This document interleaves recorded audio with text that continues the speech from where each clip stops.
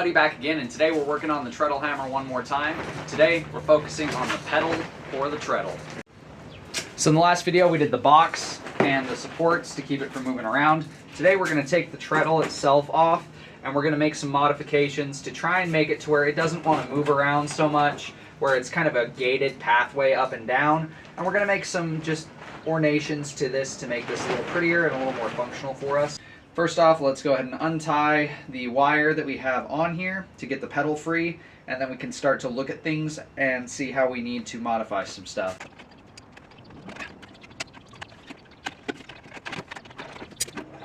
All right.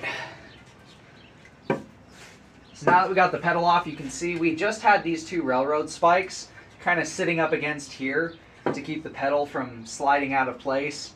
But we're going to gate it a little more than that and make this a little more accessible and a little more efficient. So first thing we're going to do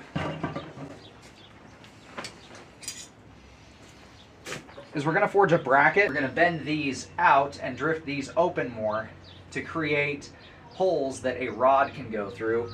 We're then going to try and find some way to affix a rod to the base of this that's going to go through that, gating this from moving around this way so much. So we're just going to start off using a flat chisel to kind of open it up a little bit. And we're going to go all the way to the shank on that chisel, just like that. Just go ahead and flatten the sidebar back out. We're going to use a round drift just to kind of clean this up just a hair.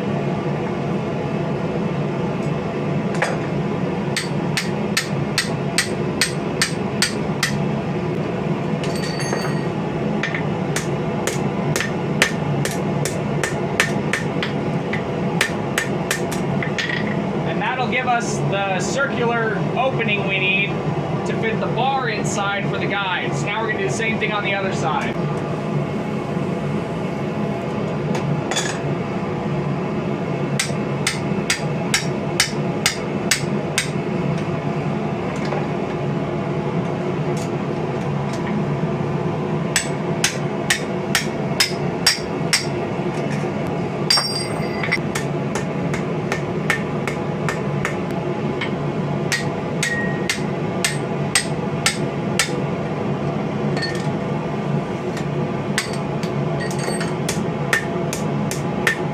Going to go ahead and pretty things up just a little bit.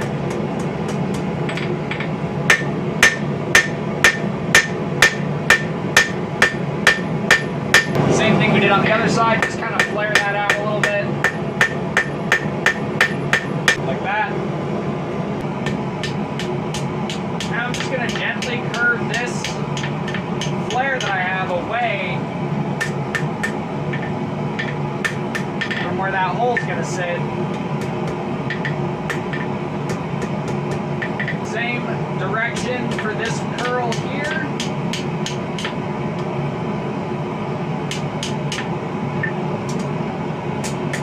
Over to my horn.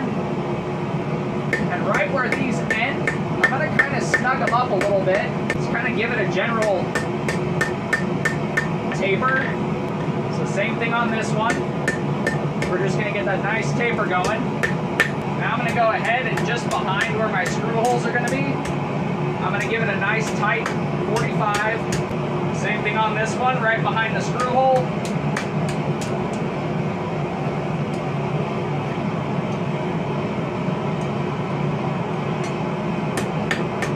Just like that, we've got our brace. I'm going to make a way to set a bar through here so that it can't wiggle this way very far at all in use.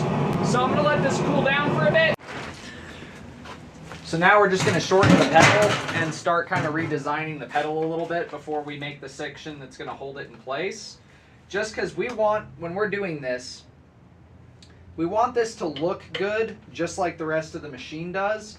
So I'm trying to pretty it up a little bit as I make it more functional.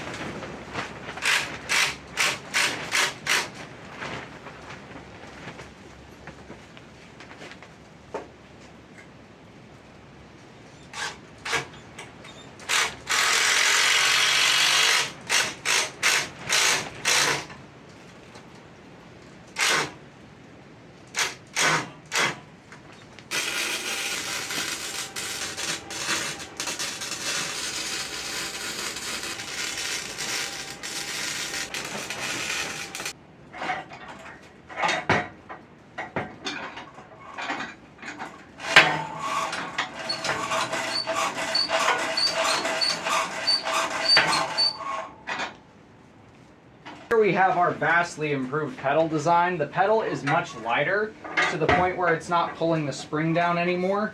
So all the weight is up in the head easier now. And I built it with this fancy stirrup so I can situate either one of my feet in there properly. And when I go down and up, I have more control, because when I go up, these top straps right here touch the top of my shoe, and I'm able to lift that hammer up with more force, so I can actually get this to action even that much faster. It's almost like I'm using my foot with an assisted lift to lift the hammer. Underneath, we created a metal loop that runs the length of the pedal. That's what the wires tie into now to pull the hammer head down. So that way we're not dealing with any of that finicky mess we had going before, where it was just wrapped around the piece of wood and the wood might break. Down here at the base, we've got just a simple little piece of rebar welded to a bracket that's screwed in, and then the bracket itself floats in that initial bar we created, restricting us from turning too much on the pedal, so everything is focused straight in a downward line, no matter what we're doing. So this is a light-weighted pedal, it's a smaller pedal, it's a more efficient pedal, and it's got metalworking elements built into it, like a blacksmith should. One thing I am going to do before it's finished and before I paint it is I'm just going to weld some little guides on either end of the rebar so it doesn't go back through this guy right here while it's rotating. So let's get those welded on real quick and then we'll be finished.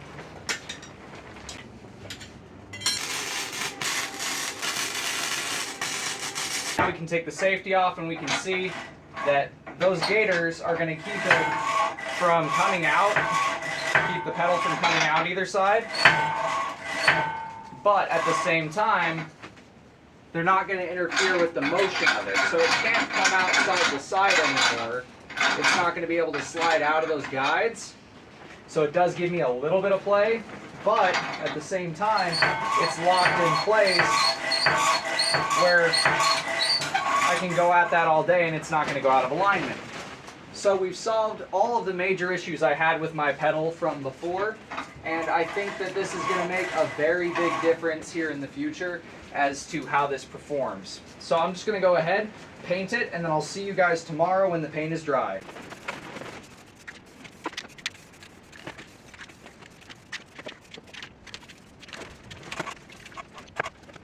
So here is the pedal mechanism itself. As you can see, we've welded it to the base here, and we've got our nice little flanged bits on the sides. We've got our stop bars here, and that keeps this from sliding too far to one direction or the other. We've got a bracket that's welded on and screwed in place into here at the base, which allows this bar basically to reciprocate the pedal on a fixed axis and keep it from coming offline too far to where it's going to affect the hammer in any way or lose power.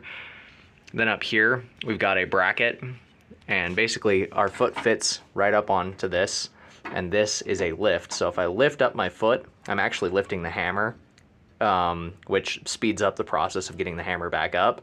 And then when I push down, I have a nice little grippy surface to really dig into if I get off my heel and push on my toes versus getting on my heel and lifting to lift the hammer back up. We've still got the same basic modus operandi here. You push up on the snake to take off the safety. Now the hammer is alive. You slide your foot up into the shackle, and as you can see, if I push down, we've got a nice affirmative drop. But if I lift up and use my toes to lift up, so this is just me letting the spring lift. That's just letting the spring lift. However, if I lift my toes, you can see how much faster that gets back up to top. So it actually allows me to get it up into position much faster before coming back down on the steel. The spring basically makes it super easy to lift the hammer. I don't even need to lift the hammer, but if I want it to go up faster, I can kick it up with my toes now. And a new addition to the shop, just for those still watching, I got a nice new table that I'm gonna end up making some shelves down here for. This is a much smaller table this way, but much longer this way than the previous table, and much, much sturdier than that plyboard sitting on two sawhorses I had before. So it's official. We've got a real table. In the next video, we're going to work on the anvil side of the treadle hammer. We're going to basically get a steel faceplate welded onto it and get it set up to where we can start making some actual hardy tools that are going to go in the hardy hole on that and act as dies. So the next video is going to be a lot of grinding, a good amount of welding, and a big headache. That does it for today's video. If you guys like what you're seeing, do me a favor, do that thing right there. Until next time, God bless, stay sharp out there. If you're looking for a custom hand-forged object like a knife, sword, polearm, or whatever, check out the Etsy store. Link will be at the end of the video. And I'll see you guys in the next one.